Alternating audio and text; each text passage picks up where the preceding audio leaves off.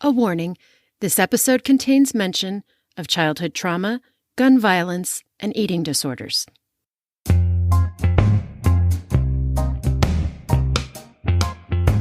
Spare is the memoir of Prince Harry, the second son of King Charles of England. It's an unflinching look at the machinations of the royal family and their very toxic relationship with the press and the public, and I'd say with each other. And it's quite a read. Hello and welcome to The Best Book Ever, the podcast where we get to know interesting people by asking them about their favorite book. I'm your host, Julie Strauss, and my friends, we are so lucky to have a returning guest this week. Suswati Basu is a multilingual journalist, mental health book show podcast host, and award-winning activist, and one of my favorite past guests of the show. I was really eager to get her take on this book that has been in the news basically nonstop for the last week, and to talk to her about the issues beyond the headlines. Because besides settling the score with his family, there are a lot of really big themes in this book, such as structural racism, blood sport, generational trauma, and unresolved PTSD. And most important to all of us as readers, we talked about if this book is actually any good. Hi, Suswati. Welcome back to the Best Book Ever podcast. Thank you so much for having me back. Well, I couldn't resist talking to you, our favorite British guest. And we're going to go a little off script for today's episode. I'm not sure either one of us would call Spare the best book ever. Even though I'm sure there are plenty of people who would call it that, but it's definitely the book of the week. Definitely. And a book that I think is going to be seen as a watershed moment in the history of the royals. And since you are in London, I know you can't speak for everyone in England, but what's the general reception been like? Oh, gosh. Okay. So the thing is, obviously, the book is sort of the end of multiple different things coming out about specifically Prince Harry and Meghan Markle, of course. You know, we've had obviously the interviews. It all started with the Oprah interview, actually. But then since then, we've had, the Spotify podcast, and we had also the Netflix show. And since then, over the weekend, we also had the multiple interviews with different news channels with Prince Harry on his book Spare, which came out on Tuesday of this week. So to be fair, there's been a big build up for this moment, and the general reception has been pretty evenly split for and against, unfortunately, and nothing down the middle. No nuance. What a shock. Nope, not at all. Not in this country, no. I want to start with the review that you wrote for the National World. First of all, you got the interview out really fast. Did you have an advance copy of the book? No, I just read very quickly. So I just got through it really, really quickly in the morning and just wrote it out. Yeah.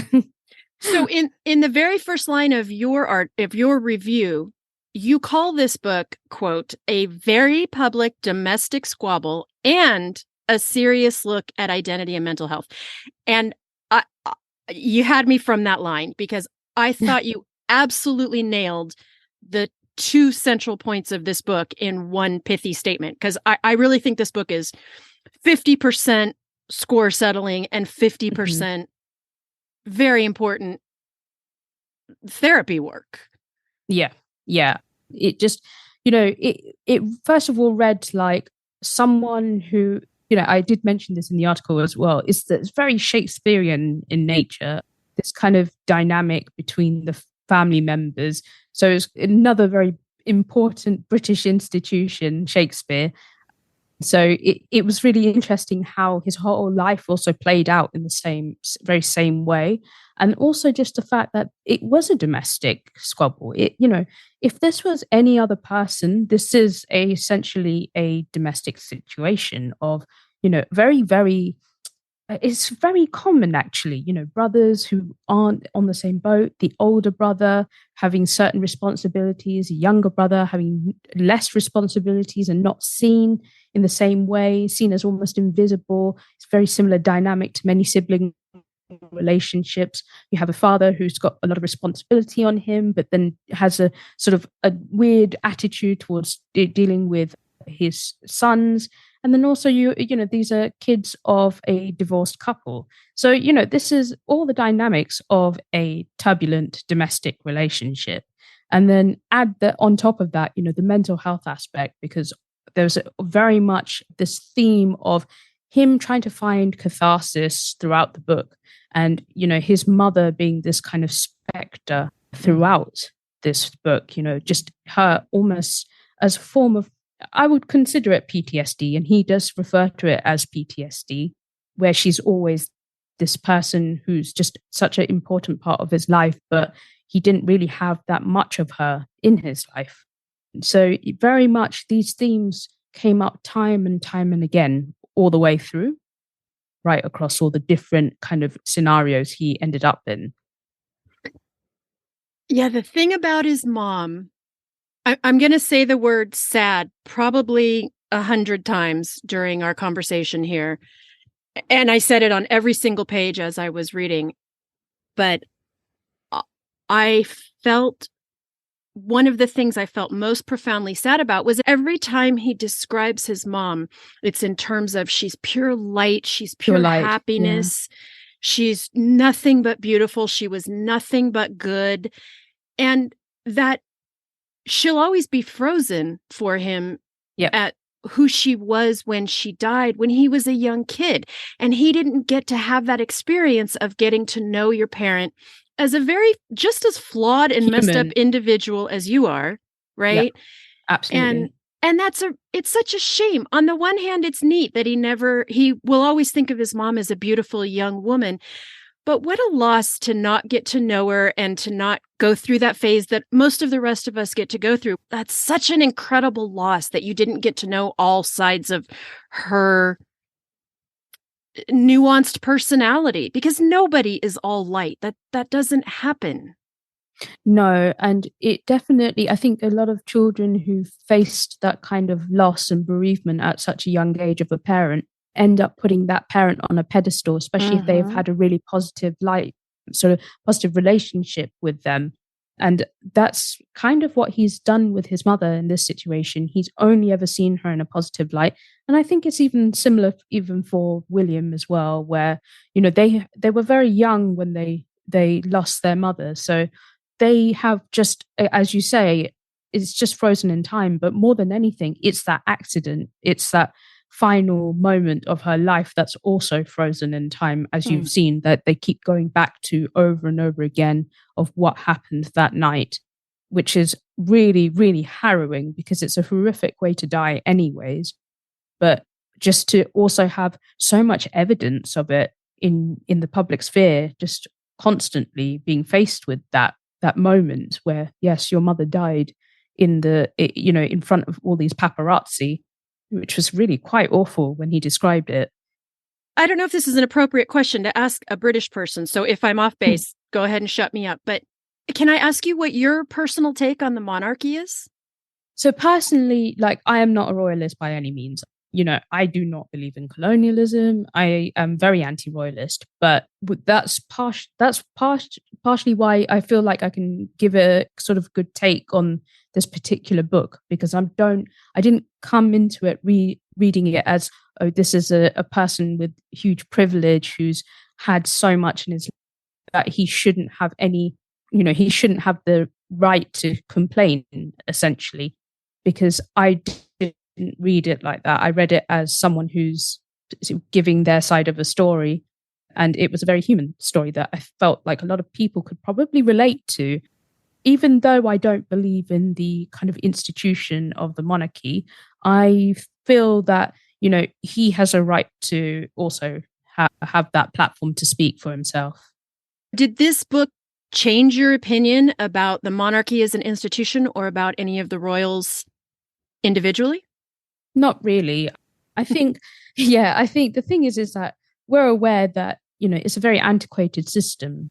There's a lot of problems within the system, and what he did was highlight a lot of those aspects, which is it's a very inhumane system. It doesn't see people as individuals within that system. It sees it as your building blocks. You're just basically a cog within this system, and each person has a role within the system to keep it functioning. Now, he basically, the fact that it's called spare really refers to the fact that that's his role within that. So, he talks about being the shadow, the support, and the plan B for if anything happens to the heir. And that is his role, which is obviously very dehumanizing from the start. So I think that's kind of what it really summed up, was the kind of dehumanization. The monarchy is a very sort of antiquated, dehumanized system that personally I'm not sure really works for this modern day anymore. But hence his book just kind of almost sort of reiterated a lot of what I had thought before. I want to ask you about the overall theme of hunting. Now, as you know, I'm American. We're known worldwide for our love of guns and gun culture, but I'm from California. So to be honest, all of that is absolutely foreign to me. And in the book, I really fixated on the many times he talked about hunting and the different ways he talked about hunting. It's very much a part of the royal life. And he sees it as beneficial. We are helping the environment. We're feeding the townspeople, this sort of noble sport. And I was reading it going, my God, the bloodlust in these people is horrifying. And then he goes into his time in Afghanistan, and a lot has been made about, he names how many Taliban he killed. Yeah. Once again, an absolutely horrifying number. Yeah. And he almost made the connection, but I thought he fell short. And I'm interested to hear what you thought, because he does talk about the press's bloodlust. I made the leap for me that I'm part of this bloodlust system, because as I was reading, I was commenting on Instagram the entire time. At a very tense moment, I got on Instagram and I called the press a bunch of flesh-eating maggots. What is that if not dehumanizing? They're obviously just as human as I am and as Harry is. But the only way to justify hatred is to dehumanize, is to call names, is to convince yourself that they're not people trying to earn a living.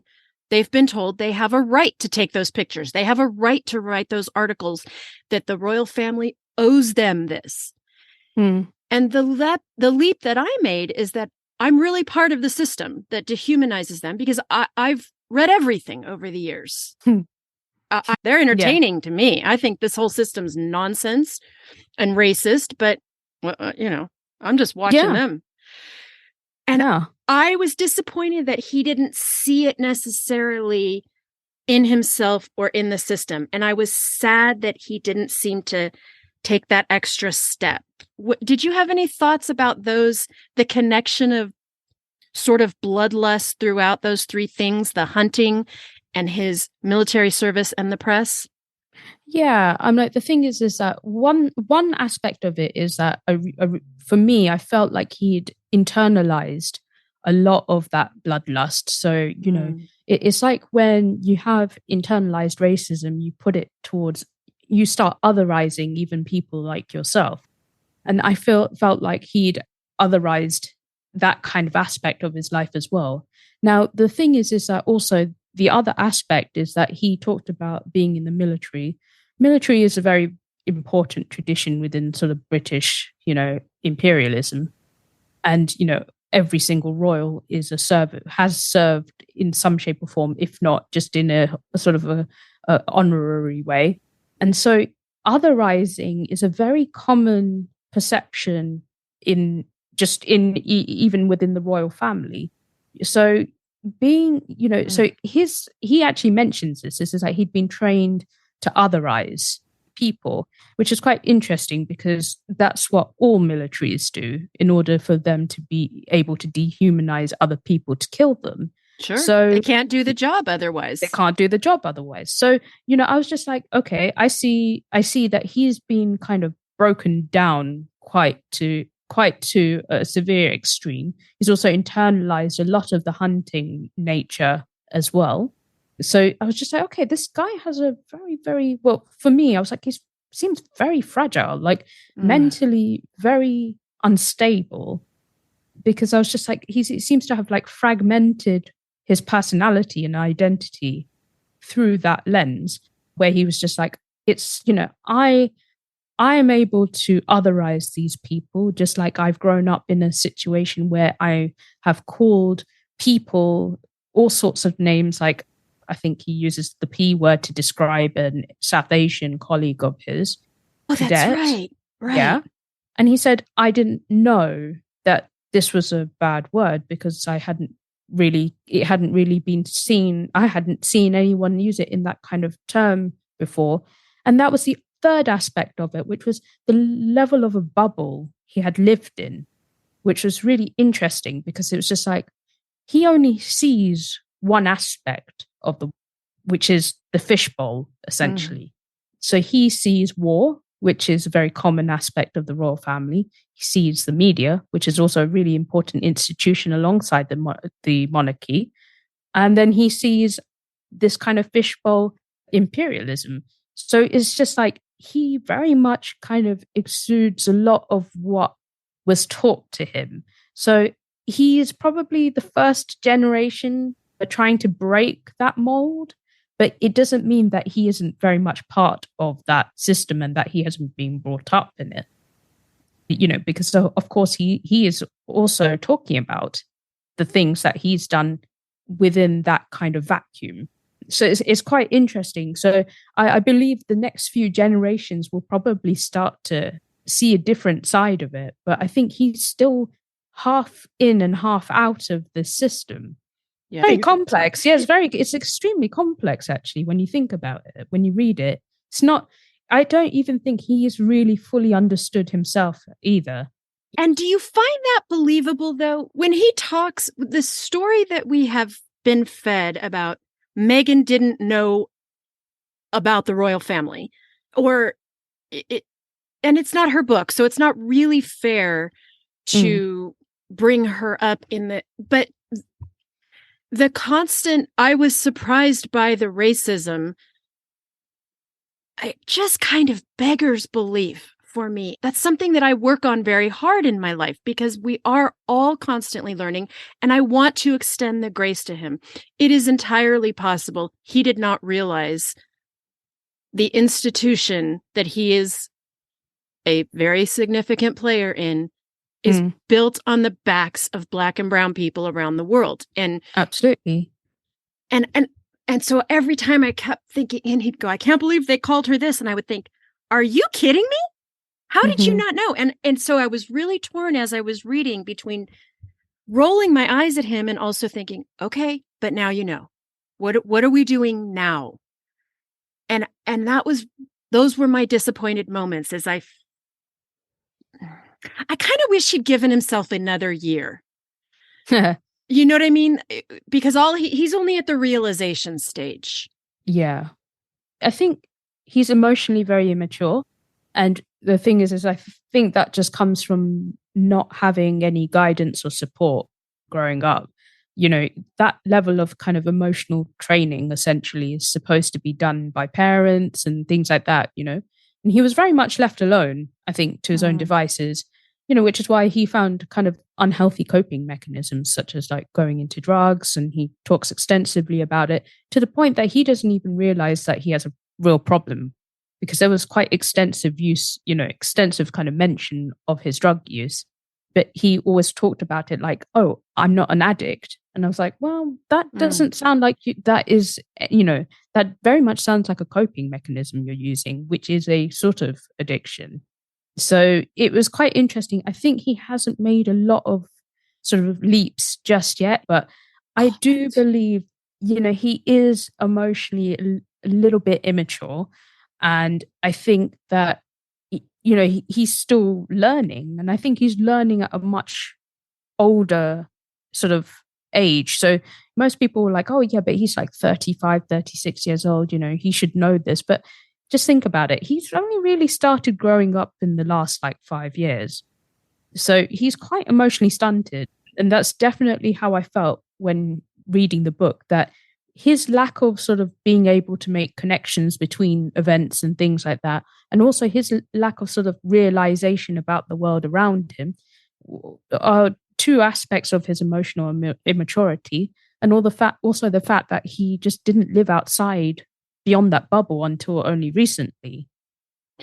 Yeah. And, as you're saying that, to be fair to him, he does say, I believe it's in the last chapter, about he's sort of mocked around the world and infantilized. And then he says, but I have never owned anything. I've never had a key. I never carried cash. So in a sense, it's absolutely fair that he still has this very immature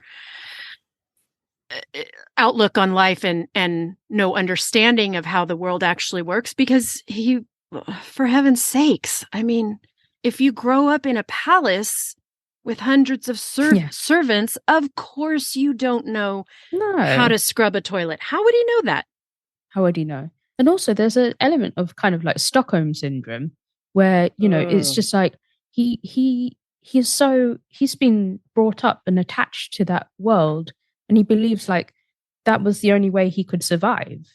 And then being told that actually all of that was just a facade and that you were, basically used throughout that time. I think there is an element of Stockholm syndrome in that, and he's very much out of that now. But the idea that he still wants to try and build a relationship with his family past this is kind of being in denial. I very much doubt that's going to be a possibility now.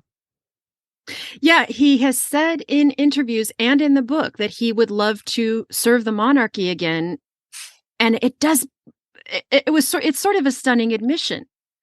Yeah, and it's understandable because that is sort of part of the Stockholm syndrome. Mm-hmm. It's like, if you don't know anything else, it's very easy to be like, oh, I don't know how to live without these people, the system. Yeah. It's like a lot of complex mental health related things happening within this book. Was there anything in the book that surprised you? And I'm not just talking about the salacious headlines that are appearing everywhere, but either that or just in terms of the themes of the book or the personal interrogation. Did anything surprise you? Yeah, I was really quite shocked. I'm basing this obviously on his admission. We don't know the other side of the story, but his claim about both his father and Camilla's role in sort of spin doctors and how they'd basically, sort of put them under the bus essentially to revive their own reputations, which is a really quite astounding thing to claim, given, Harry was just so young. He was just a teenager when this claim was made. In the book, he alleged that his father and Camilla had sort of put out to the news that he was an addict just so that his father wouldn't be seen as like the villain in this Princess Diana story. And that way he would be seen as a single father taking care of an addicted son. And I was like, that's a terrible thing to have happened if that is a reality. So that was really shocking. And the level of sort of their relationship with the media, i.e. the current King Charles and Camilla, that they were more concerned about their image than how they behave with William, because there is an instance where Prince Harry claims that they did that to William as well, which was really quite surprising because it just goes to show the sort of toxic nature of this family. Yeah, he says that his uncle Charles, Diana's brother, called the marching behind her coffin barbaric. I'll tell you a personal story. My oldest was born the day she died. And so I spent those 2 days, that week, just having postpartum depression and watching TV and sobbing. Of course. I remember thinking like, this isn't what you do to children. And I was a brand new, I was a mom of 6 days. And I didn't know how to take care of children. Mom did too. Yeah. My mom did too. She was like that. She was a huge fan of Princess Diana. And, it's weird because in the UK, like there's a real kind of affinity with Princess Diana. Even now, yeah, she was absolutely furious. Like when she saw that happen, she was just like, who does that to children like that? Who does that? Right. And that's the thing that seems to be missing throughout this book is that urge that most of us have, which is you protect children. Yes. And I've never felt that with these boys. And I now realize, I guess it's the case for all of them. None of them are ultimately protected except the main person. That's right. And that's right. When it comes to children, which, let's be honest, Diana was a child when she married into this. She was. Yeah. And same problems, she had some horrific issues, just dealing with, it's been publicly noted about her eating disorders and, how she managed to just keep herself above the parapet, just to keep those children going.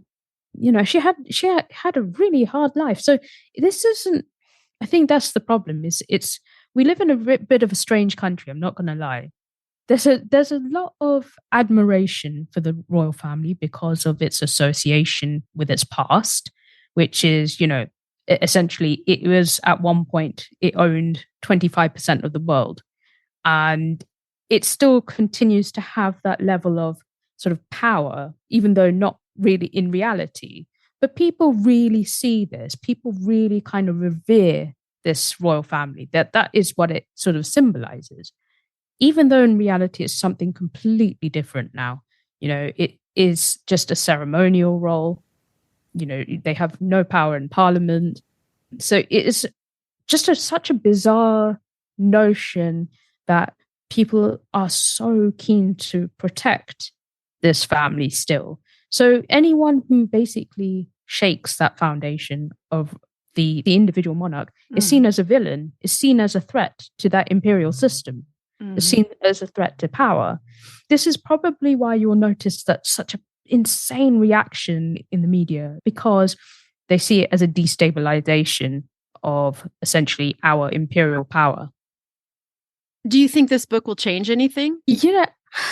Yeah, I think it's like a cyclical thing. You know how Diana's interview had the same effect to the monarchy, where it kind of sort of shook them for a little while, but at some point it just goes back on track again. I think what it does is just generation by generation, it just moves it forward slightly. But I don't think it has enough to really just uproot everything personally. It all depends at the end of the day is whether King Charles is capable of doing his role as well as the Queen did. And that's a totally different question. And that's got nothing to do with the book. So, and I think that's the main thing. It will shake them a little while. They'll have answers. They'll need to make statements. But in the end, I think they'll go back on track again. Outside of the contents of this book, which is endlessly fun to talk about, I want to ask you about the book itself. How did you feel about it? Did you feel it was a well-written book? Did you feel it was a well-told story? I think it's written pretty well. J.R. Moringa, who's a very notable ghostwriter, he wrote for the Knight founder, Phil Knight, for Shoe Dog, which was an absolute success. He is a very good writer. It sounds like Harry when you read it. It really does sound like him. But I do believe it could have been edited, honestly. I think it was very long for what it was, especially part 2, where they go into depth about Afghanistan. I think there are parts where it's quite repetitive. So I do think a little bit of editing would have helped in this situation. But, I think Harry got his point across, that's for sure. Which is interesting, right? Because he does talk a lot in the book about how he never liked school. I think on his first date with Meghan, he says he told her, I don't do books. So he makes it clear, not a reader, not into academics. And yet you said at the beginning of our conversation, it has a Shakespearean quality to it. There's a whole lot of Shakespeare references in it. And then there are moments he's talking about where he sleeps in Balmoral. He gets the smaller of the 2 nursery rooms because obviously his brother gets the gigantic one. And he talks about getting in his bed that sags. And I'm going to read you this quote. The linens pulled as tight as a snare drum, so expertly smoothed that you could easily spot a century's worth of patched holes and tears. Wow. I read that sentence and thought, my God, someone is working on metaphors. Yeah, I definitely understand what you're saying, especially with those kind of metaphors and things like that, whether how much sort of influence he had over that. And, I think he probably gave him a picture of what it could have been like. Mm-hmm. And then basically he was able to describe it. But honestly, I don't believe some of that language was Harry himself. I do believe, there was a lot of sort of writing from Moringa that really kind of brought it to life, essentially, just so that we could kind of picture what Harry was living in and the sort of the environment he lived in. Otherwise, I don't think he was the one describing all these different bits. Yes, the lyrical descriptions of hunting pheasants. I just don't believe that they're all out there shooting things and quoting Shakespeare. I just don't. I love thinking about it, but I don't believe that's what they're doing. But it made for a nice read. Now, is this a book that you would recommend to others just as a good read? Not necessarily if I'm not talking about people who want to know more about Harry specifically, but just as a good read. Is this something you would pass on to friends and say, this is a fun afternoon? Yeah, no, that's probably not funny enough. I think the thing is that people have read this book out of interest about him. But the truth is that if this was any other person, no one would care. That's the thing, is that, people are only interested in the fact that this is who he is. And they want a little bit more insight into him. It's a bit like an extension of some of the sort of gaudy articles you read about him. It's like a 400-page version of it. But this time he gets to write it in his own words, or almost writes it in his own words. So it just is, it's only kind of, I think it will only be a good read if you're very interested in the subject, which is why I gave it a 3 out of 5 originally. Gosh, what would I rate this? I think I would give it a 5 just because I had such a great time reading it, even though it was profoundly sad on every page. But, yes. But I'm never going to read it again. No, it's no not. Way. Yeah. We'll see if we're proved wrong and it gets a Pulitzer or something. But that would be really interesting. Yeah. But at this point, I was just like, if you're interested in the subject, then yes, it's worth the read. But I'm really keen on saying, do not make a judgment without reading it. And why do you say that? Oh God, as soon as I got onto Goodreads, there were just 1 stars all over the place without reading it, which was really unfair, I think, just for people who just want to read it. So I think it should be given a fair kind of trial, essentially. Okay, so other than royal gossip, will you tell us what you're reading right now? Oh gosh, I've been catching up with all the 2023 books of the year at the moment already. So read 2 excellent books this week. One was called Age of Vice by Dipti Kapoor, and another one called Bandit Queens by Parani Shroff. And they are already seen in the big lists of the year of what books to read, because absolutely fascinating reads. Age of Vice is very much like The Godfather with a bit of the white tiger in it. And Bandit, it's fabulous. And Bandit Queens was just fabulous. It's a very satirical look at a sort of gender discrimination in India.